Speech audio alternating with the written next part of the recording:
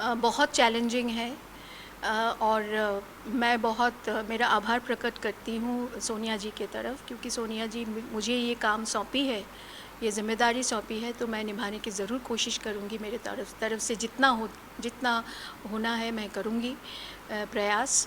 और चैलेंजिंग तो है, क्योंकि वहाँ बीजेपी का सरकार है और बीजेपी का अध्यक्ष वहाँ से है, मिनिस्टर्स भी है, सब मिला के ये चुनौती काफ़ी सीरियस मैं महसूस करती हूँ। लेकिन मैम, जिस तरीके से गुटबाजी कांग्रेस के अंदर देखने को मिलती है, उसको एकजुट किस तरीके से करेंगे आप? देखिए, गुटबाजी किस पार्टी में नहीं है? बीजेपी पार्टी में नहीं है क्या? हिमाचल में बीजेपी पार्टी के अंदर भी बहुत गुटबाजी है।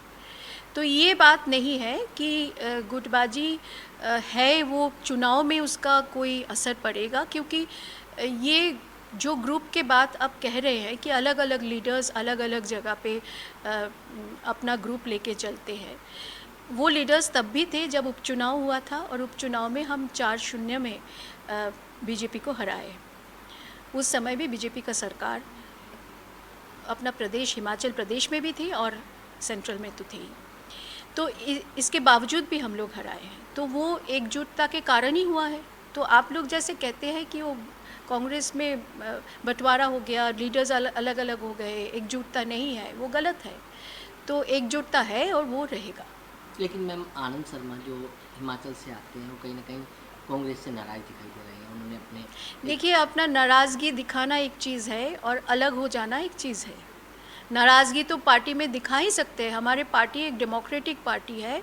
हमारी पार्टी ऐसा नहीं कि ऑटोक्रेट पार्टी तो है नहीं कि 2 जन कुछ बोलेंगे बाकी सब लोग चुप रहेंगे। हमारे पार्टी में सब लोग अपना अपना मन मत रख सकते हैं, अपना मनमानी भी व्यक्त कर सकते हैं। आनंद शर्मा भी कुछ कारण नाराज़गी दिखाया, ऐसे बात नहीं है कि वो पार्टी का वरिष्ठ नेता है और रहेंगे। लेकिन मैम, जिस तरीके से हिमाचल के अंदर बीजेपी पहले से सरकार में है, आम आदमी पार्टी अब चुनाव मैदान में उतर गई है, कांग्रेस कितना चैलेंजिंग मानती है आम आदमी पार्टी को?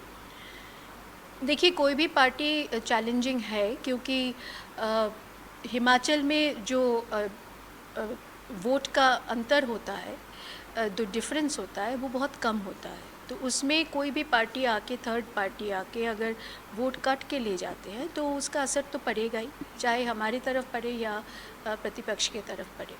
लेकिन मैं ये मानती हूँ कि कांग्रेस का संगठन बहुत मजबूत है हिमाचल में, ग्रास रूट लेवल पे। क्योंकि मैं पीआरओ बन के गई थी, तो मैं सारे डिस्ट्रिक्ट दौरा कर चुकी हूँ और मैं देखी है कि दूसरे स्टेट के में जैसा है का ग्रास रूट लेवल तक पहुँचना मुश्किल हो जाता है कई कई जगह पे, लेकिन हिमाचल में हमारे संगठन है। तो जहाँ संगठन मजबूत होता है वहाँ अच्छा रहता है। तो मुझे ये लगता है कि हिमाचल में हमारा फल इस बार रिज़ल्ट अच्छा ही होगा। लेकिन मैम, कब तक जो रैलियां हैं, कब तक कांग्रेस शुरू कर देगी? बड़े नेता कब तक हिमाचल पहुंच रहे हैं? बहुत जल्द शुरू होने वाला है।